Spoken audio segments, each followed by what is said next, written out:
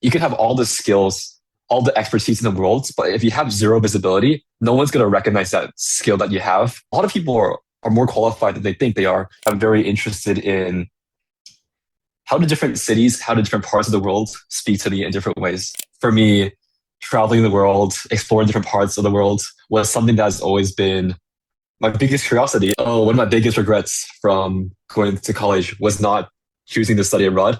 How did this small island nation almost at the equator become one of the most successful cities in the world? So, hi everyone, welcome back to another episode of the podcast. And today we're joined by one of my favorite newsletter writers, Jeston, who is currently doing his study abroad here in Singapore. And I got to meet him, and he's an amazing person in real life as well. So, yeah, Jeston, would love to kind of get into firstly your like how you got into like New York, doing China, and like visiting all these hubs. Like, what was your key takeaways? And then now coming to Singapore and doing this study abroad. I know New York was for visiting or whatever, and then China, you actually stayed there, and then you did some like study abroad over there. So, like, what was your key takeaways or some differences you saw in the ecosystems over there, and like, how are you taking all these learnings with you into what you're doing now with Grand Tour HQ? Yeah, for sure. I can give a quick backstory. So when I came to college, one of my initial plans was to study abroad because, several reasons. I think one was I've heard teachers back from my high school say, oh, one of my biggest regrets from going to college was not choosing to study abroad because they were like, oh, I should have done it. I should have just spent a semester and lived in a different country, different part of the world for half a year. And that was one of my biggest regrets. So hearing that was kind of a incentive for me. Oh, I should try to make the most of college. And then at two, I've always been a naturally curious person just beyond my hometown. And I studied geography. So for me, traveling the world, exploring different parts of the world was something that's always been my biggest curiosity. And I felt that college was the first time I could, leave the households, actually live independently and explore as much of the world has to offer. So I'm on my second abroad right now. So I did one in China, in Beijing, last year of 2025. And I'm currently in Singapore for another second abroad and doing a third one after that. So just trying to make the most of college and, you know, learn to live in these different countries. And I think like one takeaway, just in the general sense from living abroad has been, I think when you travel, it's very different to living abroad. Because I think when you travel, maybe you hit all the tourist destinations for a few days and then you come back home and like, oh, back to your normal routine. But the thing with living abroad, you're really creating a new life for yourself. You have your routine, you have your way of living, all in a completely different location, not just in a travel sense. So you learn a lot about yourself. You learn a lot about how you connect with other cultures, other parts of the world, the people who live there, like local people. And that's a very different experience than just vacationing. And when you learn a lot about yourself, you realize, oh, I can get dropped off in any part of the world and I'll be able to find myself. I'll be able to make it work. And I think that's such a big thing because it creates so much natural trust and confidence in yourself. So I think the biggest takeaway from just travel in the general sense is you learn to trust yourself. And that's kind of been the journey so far through college. And I'd say like just getting into like the details of, you know, the different types of cities. Because for me, I think I'm very interested in how do different cities, how do different parts of the world speak to me in different ways. And for me in China, it was a very big like cultural experience. It was my first time in mainland China. So getting to understand, what this whole country of China was about. I think that was a very, very eye-opening experience. We can definitely talk more about that. I think Singapore in its own ways has its own, novelty where, how did this small island nation almost at the equator become one of the most successful cities in the world, so one of the most modern cities in the world. And that was a big, curiosity of mine to really dig deep into understanding how Singapore came to be. And yeah, to provide more context, like I grew up in the Bay Area in California. So much of my life was centered around the state of California. So being able to live in different parts of the world was very eye-opening. Yeah, that's amazing to hear kind of how you have maximized your college life and you've come to Singapore barely with any, knowing any connections or anything. And you've hosted like, I think, Mm, 4 or 5 dinners now here. You'll be hosting your fifth one this next week, I guess. So, mm. yeah, that's amazing to hear how I guess you've kind of perfected the art of cold DMing these founders and inviting them to come and join you. So, would love to kind of get into your takes, like what does it take to craft a good cold DM, and like how can someone, like say college student or youngster, how can they start shooting their shot and not doing what you're doing but kind of get these good opportunities, and how they can like start to do stuff on their own, like maybe host their own things, and would just love to get into that as well. Yeah, for sure.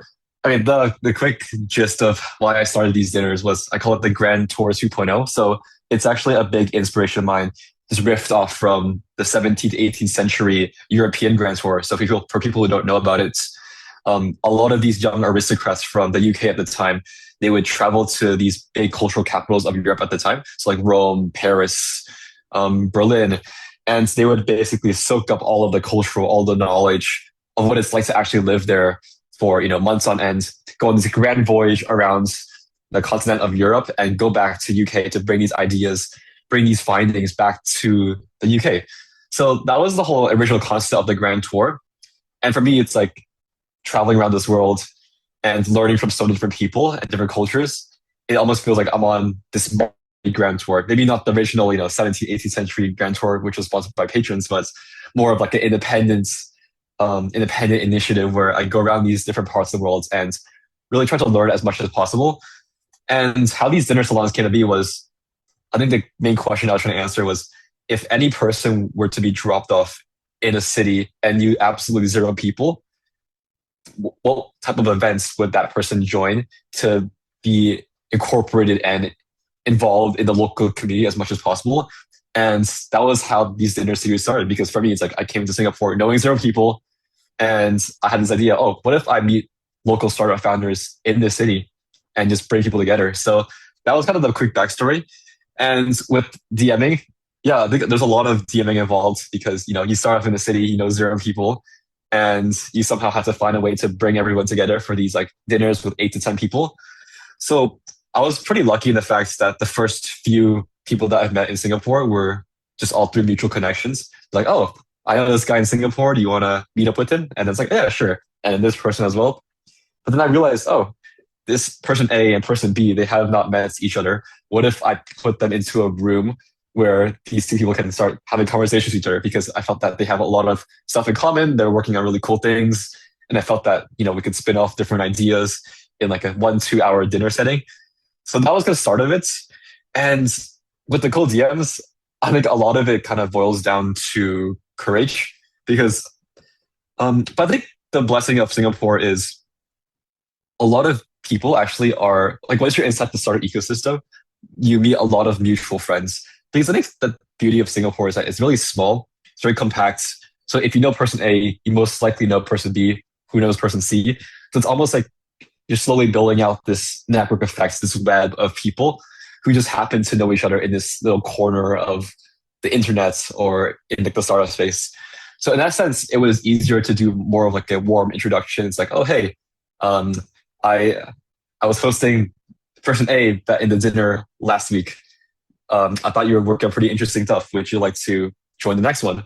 So it was kind of riffing off the people that I knew initially and slowly expanding that web. So a lot of them were actually warm intros, but for a lot of cold DMs, I think just try to keep this short and snappy. Um, I think I saw quite a good success rate with LinkedIn and Twitter. So a lot of them was just mass sending out. Usually for dinner, you try to invite 8 to 10 people. I try to invite like 12 to 14, and usually people drop off towards the end. So usually you end up with like 8 to 10. So that's kind of how I've been approaching it. Yeah, that's super cool, and you're also like kind of a legend now for doing all these cold pitches in the internet. Like you've pitched to Mm, Alex Lieberman to work in his company. You pitched to Colossus, you pitched to kind of viral Notion pitch. So how can someone get better at pitching themselves in public? And what did you kind of learn from your experiences of like pitching Mm. to these big Uh, shots and pitching to these like big companies as well in SF or like places that were like kind of only connected with you through the internet, I guess. yeah, it was definitely scary. I remember the first pitch I did was to Alex Lubman. He's the co-founder of Morning Brew. And it was back last April when I was in Beijing. And I had this idea, uh, I created a list of, 10 entrepreneurs that I loved who had really awesome companies. And Alex was on there. And I remember very vividly that day. I was at a coffee shop just off of my college campus in Beijing. And I was like, oh, let me just spend 5, 6 hours creating a public pitch to potentially work for one of his companies.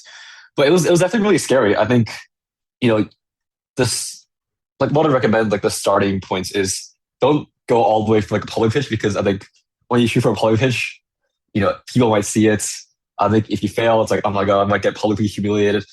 So I think a lot of behind the scenes were a lot of cold DMs first, which kind of, made me feel more comfortable with shooting my shots in a private manner. But I think, yeah, a public pitch, like I think there's a lot of courage involved because there's always the public humiliation parts. But I think over time, like this past month, they went for Colossus. That didn't end up working out, but I think it was still worth the shots. And then the most recent one was with Notion.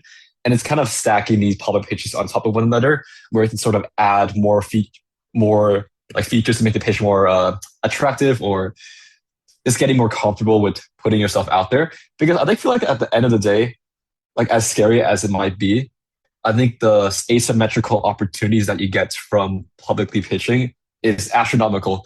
Like maybe sure, people might see it, it might go viral, but like you never know what can happen. And best case scenario, you might get the job and you might work with one of your favorite founders or your favorite company. And worst case, like maybe people will forget it in like a day or two and you just go back to normal and then you can shoot another shot again, right? So I think one of the beautiful things about being on this Twitter space, this little corner of the internet, is there's so many asymmetrical opportunities just waiting for you out there, and it's kind of up to you to seize them.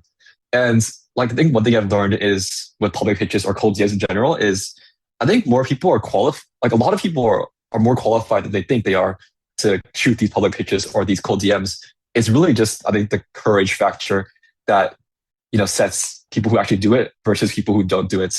And I think it's definitely a muscle. Like you start off with cold DMs, and if you're feeling more comfortable, you can do public pitches. So that's kind of been my progression the past 1, 2 years trying to break into startups.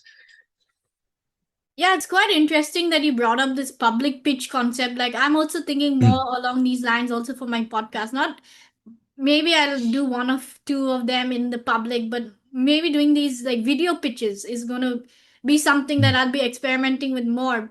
And one of the things I also tried was I did something on LinkedIn as well where I just tagged this. So there's this person, this podcaster in India called Jivraj, who hosts this amazing show, and I hosted mm, him on my podcast like long time ago. And I saw he was hiring for a role, so I got some help from one of my knowns, like one of the people I know called Adil Varma, and he's also a really good content creator. Like he's a content mm. strategist essentially. So he helped me to kind of make my pitch or whatever and shoot my shot in public. And I actually got on a call with Jivraj, even though it didn't work out or It's whatever. awesome. I got to actually talk to him about the role, and I got to know him a bit better, and I was just Mm, like amazed that this is what the internet can do, and this is like what people rooting for you can do. And so, yeah, just amazing to see how you can get asymmetrical opportunities, or you can just get opportunities out of putting yourself out there. Your pitch doesn't need to be super polished, it just needs to be having some authenticity and just courage. So, would just love to kind of get mm. into the thing on you said about asymmetrical opportunities, right? So, how does someone discover or spot these asymmetrical opportunities, and how does one uh, make themselves like how to say like a target or something to like attract Mm. opportunities? Yeah. I mean, there's this like idea circulating around the internet. It's like how a lot of like luck is not really like just pure blind luck. A lot of luck can be like manufactured. It can be engineered, where it's almost like you want to expand your surface area for that one thing to come. And then if that opportunity comes, you're almost prepared for it to some extent. And reminds me of this like analogy of like, a scuba diver, he finds like a really like treasure deep down in the ocean. And, one day this company wants to extract treasure from this specific part of the ocean. And who they look for? They look for that scuba diver because he was skilled, he was trained to do this exact one job. And he positions himself to be quote unquote lucky to make a fortune once he partners up with this company. So it's kind of that scenario where the same thing applies to creating content and writing online on the internet, because like how I think about it is like every content piece that you publish on the internet, it's almost like a free lottery ticket where it's like there's no cost to entry, right? Anyone can create a Twitter or a LinkedIn account this very moment and begin posting online. And it costs nothing. And all it does is like as you put in reps, more and more reps, you get visibility. And there's this really great like heuristic that I try to follow is, you can have all the skills, all the expertise in the world, but if you have zero visibility, no one's going to recognize that skill that you have. And no opportunities would come to you because you're unknown. You're unknown to like the rest of the world. It's like, how will they know?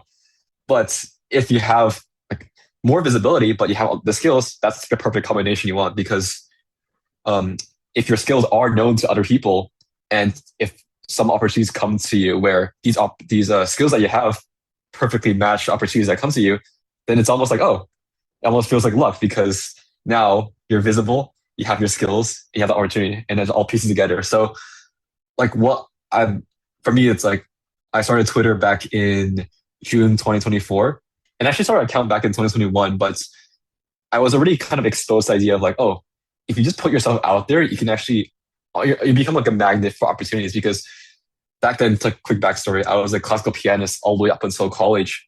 And I created a Twitter account out of curiosity because I was somewhat interested in startups, but I was so remotely far away from the whole startup stuff.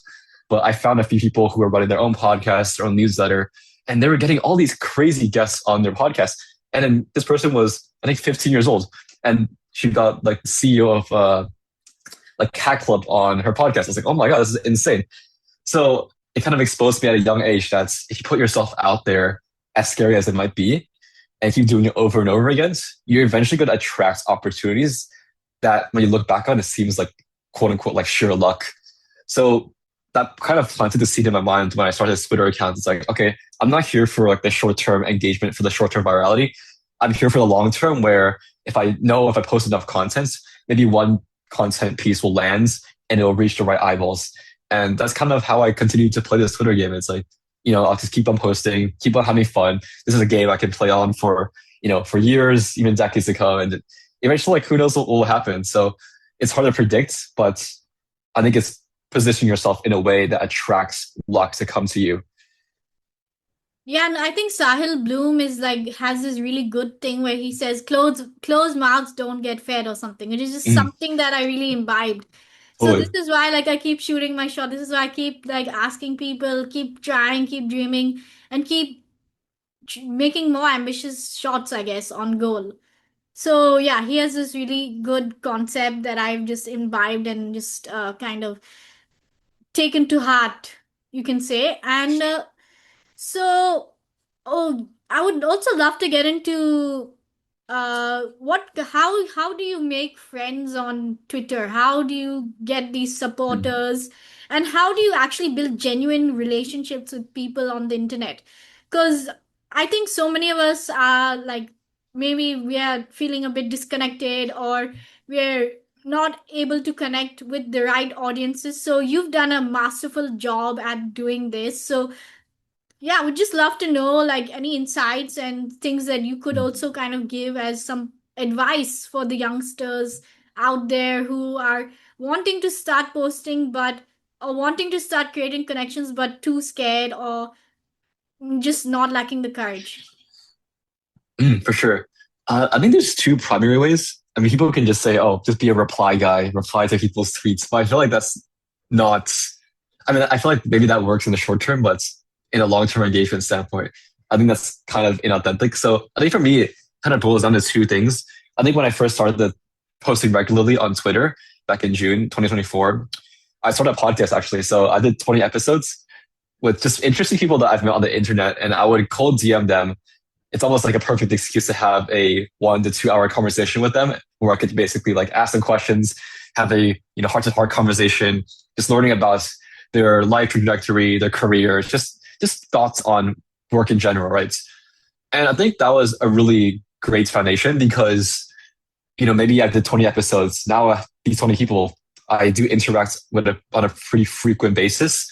So that was what kind of kickstarted me in this Twitter space, was intentionally doing things that don't scale and hopping on these one-on-one calls, making the intentional effort to really be curious, be interested in their life story, and just try to connect on just a pure human level. And that was what got me into that initial first phase. So I think that was a really good start. So if anyone wants to start like a Twitter account or even maybe LinkedIn, just DM people, hop on a 15-minute call with them, be interested, be curious. And that can really get you far, especially as you stack one call on top of another and another and another. Because just kind of what I said back with like growing events in Singapore was, you meet one person and that person has a network effect of his own, which might lead you to another person, and so on, right? And eventually you begin to really piece together and you begin to know a lot of people in that space, right? But that's one thing. I think second is, I think nothing beats RRL. You can meet all the friends you want online, but having an actual conversation face to face in person is one of the best ways to form a genuine human connection. It's like, oh, now, because I feel like in a call, you might pick up, just the way you talk, but then when you're in person, you can pick up your body cues, you can pick up all sorts of things of just being physical in person, right? So I love, meeting people who are like I met online to meeting in person, which is why I love traveling the world, because I think one of the coolest things online is it's geographically boundless. You're not just talking to people from, New York City on Twitter. You're talking to people from, people from Germany, people from Singapore, people from Tokyo, like all different parts of the world. And that's what just makes me really excited about I can go to any city, maybe there's friends over there, let's turn it into an IRL meetup. And that's just the best way to, make more friends in general and just really enjoy life to the fullest, because at the end of the day, it really is like the relationships that matter the most, and just meeting friends, not just, online, but turning into IRL friendships. I think that's one of the best ways to go about it. Yeah, I think you captured the beauty of the internet so well that, you're not bound by any geography. You can be connected to anyone in the world just by Mm, posting, just by DMing, just by getting in touch with the right people. And that whole concept of network effects was just like so cool. Like one person knows another person, and then that kind of spirals your network. So if you want to, so I think the main takeaway here for me, at least personally, was shoot your shot, keep stacking up those shots that you're taking. And mm, uh the other takeaway was just host things, bring people together, try and do something out of the ordinary, do things that are unscalable. At the beginning, you may have to start DMing people, you may have to start kind of reaching out, but that's where the magic happens. That's where you can get to meet one person, another person, and then the whole thing kind of spirals into something much larger than yourself. So yeah, yeah, those are that's a great my summary. good takeaways. And lastly, I guess we can get into founders. So I saw that you Mm, had like some interest in founders podcast, David Senra. So what are your thoughts on like podcasting and learning from him, and like what have you learned, I guess, from David Senra and mm. following his work, and what are some like lessons that you can impart today? Ooh, yeah. I think there's so many podcasts out there, especially as you're in this business tech side of Twitter. It seems like there's always a new podcast coming out of the grounds every now and then. So there's so many podcasts out there. Like, how do you find podcasts that are really interesting to listen to that actually has a practical application to your life? And one of them for me is Founders. And I came across it back in I think 2024 when it wasn't really that popular, but it was still picking up traction. And the gist of the podcast for Founders is the host, David Senra, he reads biographies of founders and he distills them in like 40-minute packaged episodes. So he takes like 40 lessons of learnings from an entrepreneur, maybe like the entrepreneur for Walmart, for Ferrari, like all sorts of founders across various different industries. He reads them, distills them, puts it in a podcast episode, and just packages up in a very concise manner. And I think when you learn so much on the internet, when you consume so much information, it's so easy to forget everything. But one of the things that is so nice about founders, from my perspective, is there's so many bite-sized nuggets that you can take away from each episode that is very um, easily able to just take it to heart, right? So, for example, Steve Jobs, art and technology, right? For Rockefeller, relentlessness. Same thing with James Dyson, right? So you can almost like associate a founder with like a list of their favorite mental nuggets and kind of apply it as a toolkit into your own life. And now he recently launched, I think September, October of last year, he launched a different podcast handle for history or the present day's greatest founders. So he's doing both history and present day founders simultaneously.